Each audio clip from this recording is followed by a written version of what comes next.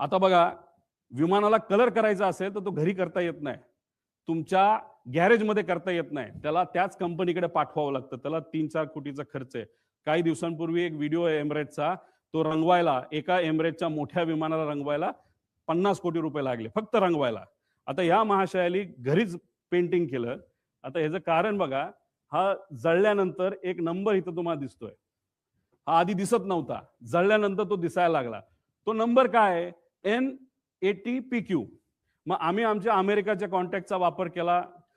तिथं जे कुठले आमच्या ओळखीचे कॅनडाचे लोक आहेत त्यांच्याकडे आम्ही बघितल्यानंतर हे काय आहे N80PQ? हे आहे US रजिस्ट्रेशन.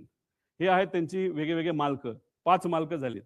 त्याच्यामध्ये काय फायनान्स कंपन्यात काय आहेत, म्हणजे एखादी मारुतीची गाडी नाही तर कुठलीही गाडी घेत असताना आपण बघतो फर्स्ट ओनर आहे का सेकंड ओनर आहे.